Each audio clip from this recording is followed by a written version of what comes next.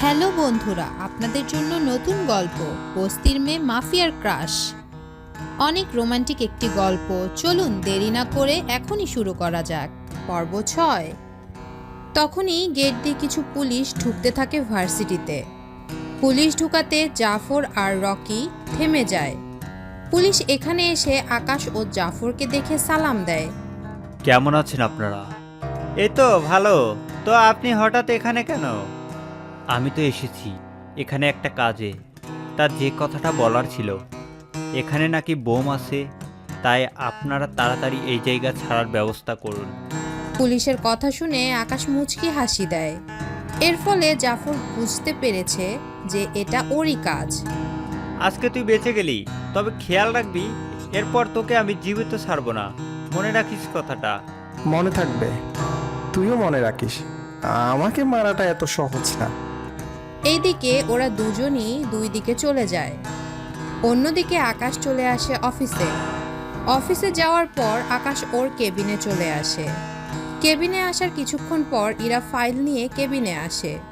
কেবিনে ঢুকার পর স্যার, এই ফাইলে সাইন লাগবে।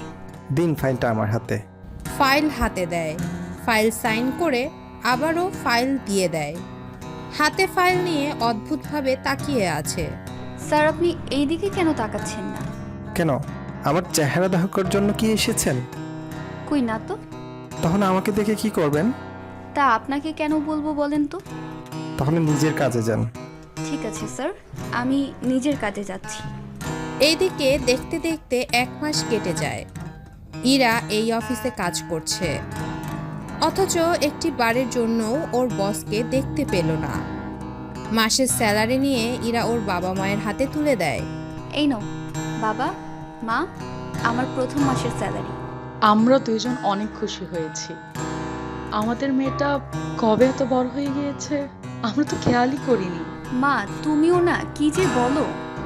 অন্যদিকে আজকে আকাশ কিছু মাফিয়াদের নিয়ে একটা মিশনে যাবে, যে মিশনে জাফর ও রকির সাথে হবে।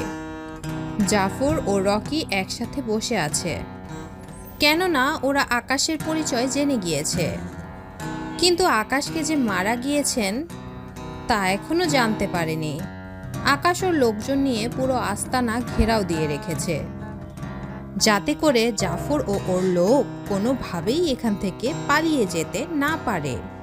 কিছুক্ষণ পর গুলি চালার আওয়াজ শুনতে থাকে। এতে করে জাফর ও রকি ওদের লোকদের নিয়ে উল্টো হামলা করতে থাকে। এতে করে দুই দলেরই অনেক লোক মারা যায়। রকি, আমরা তো ওদের সাথে পারবো না মনে হয়। এখন কি করবি? বাবা, এখান থেকে পালানোর ব্যবস্থা করতে হবে। ওরা দেখি সব মাফিয়ার হেডরা এসেছে, যার জন্য এদের হারানো কঠিন হয়ে গিয়েছে। কিন্তু এরা কেন আমাদের উপর হামলা করবে তা জানাটা কি জরুরি।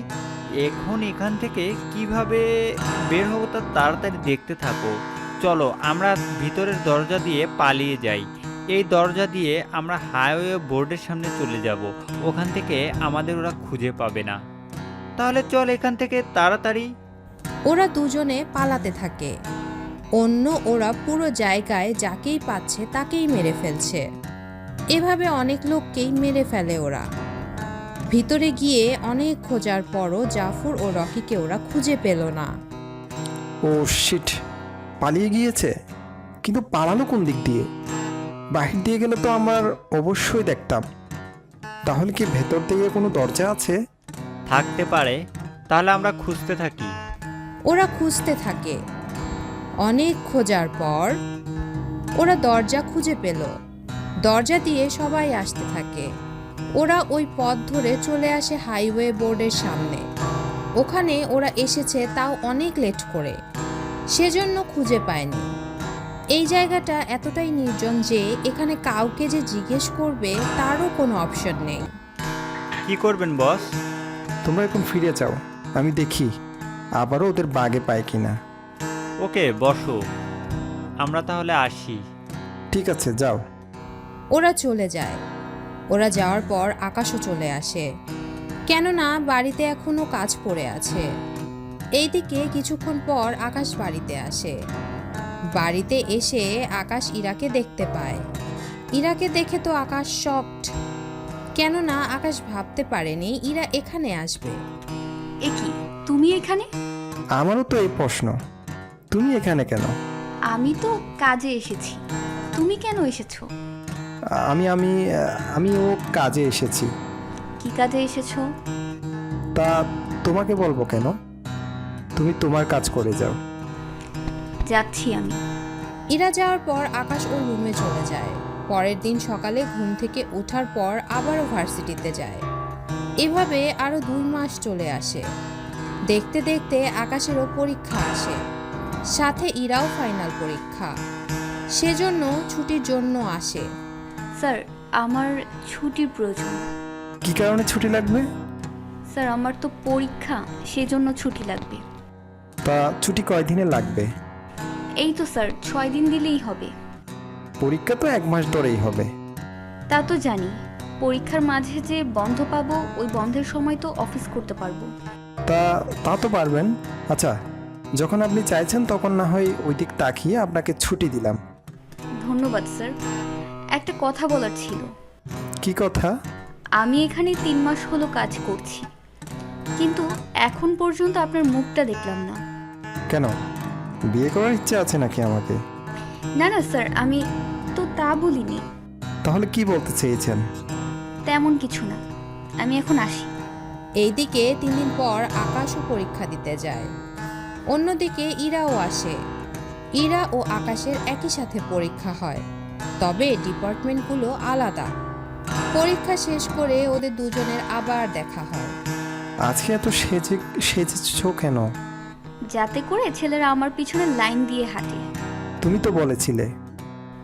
ঠিকই তো বলছি, এখন ছেলেরা হাঁটবে, তার সাথে আমার পরিবারের কাছেও যাবে, এটাই তো স্বাভাবিক।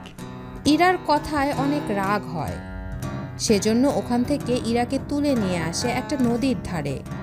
ওখানে এসে গাড়ির সাথে চেপে ধরে। খুব সাহস না অন্য ছেলেকে দেখানোর? আমার লাগছে আকাশ। লাগুক, তোমার তো হাতের উপর দিয়ে যাচ্ছে, অথচ আমার বুকের ভেতর দিয়ে যাচ্ছে। তাহলে বুঝো আমার কতটা কষ্ট হচ্ছে। তোমাকে ভালোবাসি বলে কোনো মেয়ের দিকে তাকাই না, এবং এমনকি আগেও তাকাতাম না। সেখানে তুমি এইভাবে আমাকে কষ্ট দিবায়? সরি, আমি তো মজা করছিলাম। আসলে আমি বস্তিতে থাকি, তার উপর সংসারে তো অভাব তো আছেই। এইরকম পরিবারে কি তোমার বাবা মা তোমাকে বিয়ে দিবে? তোমাকে প্রথম দেখাতে আমি ক্রাশ খেয়েছি, কেননা তোমার মতো মেয়ে আমি আগে কখনো দেখিনি। তারপর আমি তোমাকে ভালোবেসে ফেলেছি, সেজন্য তোমার জন্য এত কিছু। তাছাড়া তুমি কোথায় থাকো এসব কিছু আমি চাই না, আমার তোমাকে পেলেই চলবে। এবার ইরা নিজেকে ধরে রাখতে পারেনি, দৌড়ে গিয়ে আকাশকে জাগিয়ে ধরে। I love you Akash. I love you too. আমি তোমাকে অনেক ভালোবাসি। তোমার জন্য আমি তোমার বাবা মাকেও মানিয়ে নিব, তুমি কোনো চিন্তা করো না। ঠিক আছে, আমি তাহলে কাল থেকে বোরকা পরেই আসবো পরীক্ষা দিতে। আমি তোমাকে বাড়ির সামনে থেকে নিয়ে আসবো। ঠিক আছে, তা এখন তো দিয়ে আসবে, কয়েক মিনিট পর তো আধার হয়ে যাবে, বাবা মাও অনেক চিন্তা করবে।